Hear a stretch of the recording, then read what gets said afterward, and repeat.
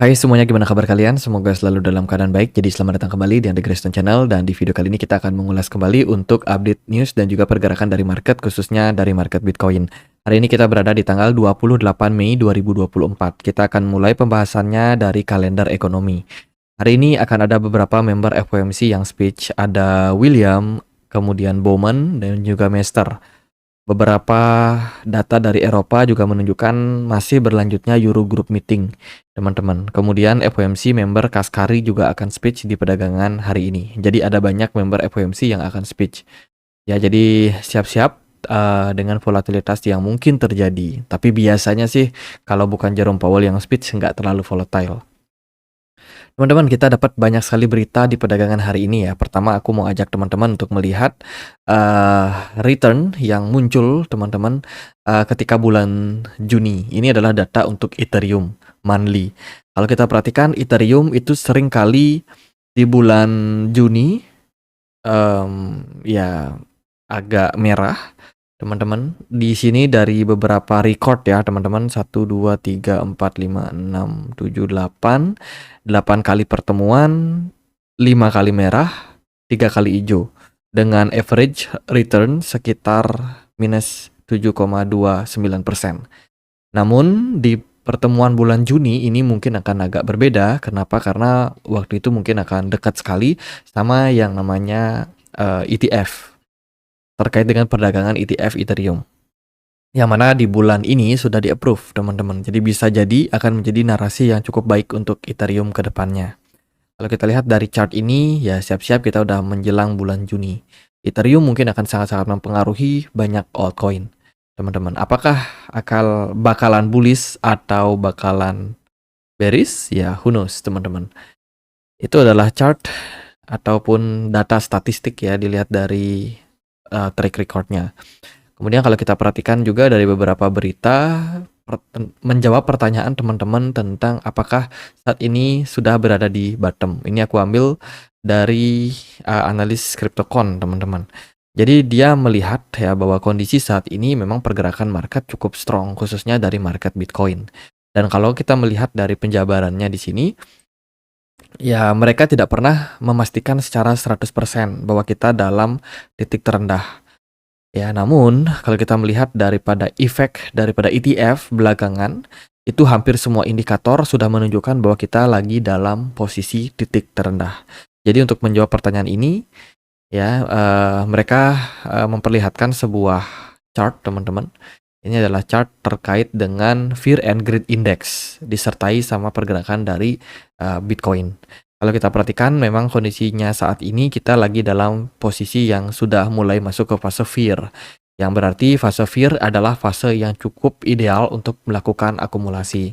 Ini terjadi pada chart-chart sebelumnya, di mana fase fear itu seringkali memang mengindikasikan sentimen dari market cenderung negatif. Ya, sentimen negatif itu selalu membuat harga turun. Ketika harga turun, justru banyak whales yang mengambil kesempatan untuk melakukan pembelian. Apalagi kita masih dalam siklus yang cenderung masih bullish. Kalau kita lihat dari structure market. Gitu. Jadi buat yang masih wait and see, menunggu kapan momentumnya, ya sekarang adalah momentum yang bisa teman-teman maksimalkan. Meskipun tidak ada garansi 100% ini adalah level bottom. Kemudian berita bagus kemarin datang dari Argentina. Argentina regulator itu dikabarkan bertemu dengan El Salvador authorities, membicarakan tentang Bitcoin, terutama tentang pengembangan dari adopsi yang dilakukan oleh El Salvador. Sepertinya Argentina ini sudah mulai melirik kripto sebagai salah satu alat untuk menstabilkan perekonomian mereka. Karena kalau kita perhatikan kondisi dari fiat money di sana, peso Argentina itu anjlok parah waktu COVID. Inflasinya sekarang hampir 100% ya, teman-teman. Dan ini bisa dibilang sangat-sangat tinggi. Bagaimana ekonomi luluh lantak disebabkan karena fiat money itu nggak terlalu strong untuk sebagai store of value dari sebuah mata uang. Ketika COVID kemarin banyak sekali kebijakan fiskal ya yang dilakukan, cetak duit banyak dengan memberi bantuan kepada warga, dan akhirnya menyebabkan uang beredar terlalu banyak. Ya over, teman-teman, menyebabkan inflasi yang sangat-sangat parah. Wow, ini sebuah berita yang bagus untuk perkembangan kripto, khususnya di negara-negara Amerika Selatan. Oke, itu dari Argentina dan El Salvador yang ketemu, kemudian blockchain Ton, ya, Ton Telegram, teman-teman, itu mencapai level 300 juta US dollar untuk value lock. Ya, ini bisa dibilang menjadi salah satu indikasi kuat ya kalau token Telegram itu sekarang sedang dalam perkembangan yang sangat-sangat pesat ya. Token Telegram itu belakangan memang terus mengalami tren kenaikan disebabkan karena isu daripada projectnya sendiri yang bakalan punya utility khususnya di Telegram. Selain itu juga ada beberapa investor besar yang sudah menginvestasikan aset mereka di sana. Belum lagi secara pergerakan teknikal, itu juga dia ada banyak kenaikan disebabkan karena sudah listing di banyak exchange. Sehingga ya volume pedagangnya meningkat. Next berita yang lain ini datang dari Korea Selatan. Ada isu untuk Binance, teman-teman. Jadi belakangan kan Binance itu sempat melakukan akuisisi terhadap sebuah exchange yang bernama GoPex. Nah, GoPex ini katanya pernah mengalami masalah, khususnya masalah penarikan dana mereka untuk investor, teman-teman. Nah, ada satu investor yang kabarnya itu mengalami masalah dalam penarikan dananya. Dan Binance itu sempat katanya berjanji untuk memberikan kompensasi 100% untuk kerugian yang diterima oleh investor tersebut. Ya, jadi ada investor yang coba untuk melakukan penarikan, namun penarikan tersebut ditangguhkan. Dan ternyata kasusnya adalah ada namun ditemukan situasi ini di mana Binance tidak mengganti kerugian dengan dananya sendiri, melainkan membayar kompensasi dengan menjual klaim aset korban yang dengan harga yang rendah. Jadi itu masalahnya, teman-teman. Dalam proses ini Binance menjual klaim aset korban, harga riset virtual termasuk Bitcoin yang melonjak sehingga meningkatkan sejumlah kerusakan. Utang GoFi diperkirakan berjumlah sekitar 100 miliar won pada hari ini dan tidak termasuk pembayaran yang sudah ada. Jadi ini lebih kayak masalah di GoPex-nya sih sebagai salah satu exchange yang sudah diakuisisi oleh Binance. Ya itu masalahnya, teman-teman. Kemudian berita yang lain datang dari Nomura Laser Digital yang berpartner sama GMO melakukan eksplorasi untuk stablecoin di Jepang. Ya, Nomura kembali merupakan salah satu bank yang sekarang pelan-pelan udah mulai teman-teman terkoneksi dengan kripto ya. Dan ini merupakan salah satu berita yang bagus untuk adopsi kripto ke depannya. Meskipun dia tidak menggunakan konteks Bitcoin melainkan hanya stablecoin, pembuatan stablecoin. Nah, ini berita terkait dengan awareness buat kita sama-sama ya. Jadi saat ini banyak sekali dari para calon orang-orang yang pengen maju di pemilu, teman-teman, di setiap negara ya, itu kan udah mulai menggunakan narasi kripto. Dan ada semacam kekhawatiran yang diajukan ya, yang dikritisi oleh salah satu pengamat, teman-teman, yaitu Mo. Dia mengatakan concern terhadap politikan yang saat ini sedang mencoba mencari nama, mencari panggung, mencari suara yang mengatasnamakan Bitcoin. Takutnya politisi-politisi tersebut tidak bisa membedakan mana Bitcoin, mana altcoin, atau mana kripto. Karena Bitcoin dan juga altcoin itu adalah hal yang berbeda, teman-teman. Jadi ya takutnya mereka mendukung kripto-kripto yang bermuatan scam. Gitu. Jadi ini masih berupa kayak dugaan ataupun ketakutan yang sebenarnya bisa kita pakai sebagai salah satu meningkatkan kewaspadaan kita terhadap yang namanya berita-berita terkait dengan banyak influencer politikal yang sekarang sudah gembar-gembor tentang kripto. Ya, jangan semua ditelan mentah-mentah dan harus tetap hati-hati. Kemudian berita datang dari, oke ini tadi sudah ya, Argentina. European Central Bank dikabarkan siap-siap untuk cut interest rate. Cut rate, teman-teman. Wow, ini berita yang saya lihat kemarin cukup mencengangkan sih sebenarnya. Tapi kalau kita perhatikan memang inflasi di Uni Eropa itu tidak seperti di Amerika Serikat yang mengalami kenaikan. Uni Eropa justru mengalami penurunan inflasi yang sangat-sangat stabil dan terus konsisten sampai saat ini. Nah, dikabarkan dengan kondisi yang seperti sekarang ini, ya dan melihat perekonomian global juga, European Central Bank sudah mulai ada ancang-ancang untuk cut rate. Dan kita akan melihat seperti apa cut rate-nya di bulan Juni meeting. Di bulan Juni akan ada meeting, teman-teman, dan akan membahas tentang potensial cut rate yang akan dilakukan oleh European Central Bank. Ini bisa menjadi salah satu narasi positif untuk market ke depannya. Itu dari European Central Bank, kemudian berita datang dari Donald Trump. Nah, siapa nih yang pengen lihat akun wallet dari Donald Trump? Ternyata Donald Trump paling banyak pegang token Trump. Wow, menjelang pemilu justru Donald Trump dapat banyak cuan dari token yang dia miliki ya, dengan kode ticker namanya Trump, di mana ini merupakan token yang bisa dibilang memiliki value di aset Donald Trump itu sebanyak 6,6 juta US dollar. Wow, kenaikan daripada balance yang dia punya itu mengalami kenaikan terus karena memang Donald Trump profit ya sejak 2023 sampai sekarang ini. Menunjukkan memang Donald Trump ini bisa dibilang salah satu politikan yang diam-diam punya aset kripto. Itu ada Ethereum yang kemarin Ethereum ini hasil dari penjualan NFT dari Donald Trump. Dan juga banyak aset kripto yang lain. Itu Trump. Trump ini kayaknya udah listing di beberapa exchange, teman-teman. Mungkin lebih kayak exchange luar ya. Kita lihat dari data yang lain, ada pergerakan yang lumayan signifikan di perdagangan kemarin, padahal Amerika Serikat lagi day off karena Memorial Day. Namun ternyata setelah event berakhir atau day off berakhir, ada kenaikan dari segi volume perdagangan disertai dengan kenaikan harga dari Bitcoin meskipun itu kurang lebihnya ya 1%, teman-teman. Dan ini merupakan sebuah berita positif untuk market. Kalau kita lihat posisi Bitcoin saat ini kemarin sempat turun ke level 68.300. Sekarang udah sempat naik ya ke 69.000 dan sempat menembus 70 ribuan. Teman-teman, sebelum kita masuk ke pembahasan chartnya, aku mau forward sebuah event dari Get.io ya, salah satu exchange yang mana ini merupakan exchange global, teman-teman. Jadi Get.io lagi ngerayain ulang tahunnya yang ke-11.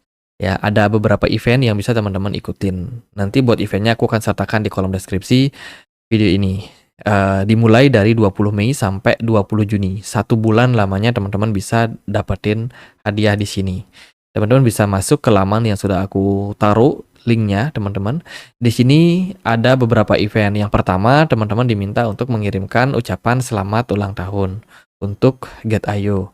Ya, buat teman-teman yang sudah mengucapkan selamat, kalau kalian bisa dapat banyak like, itu nanti teman-teman bisa berpeluang untuk mendapatkan hadiah.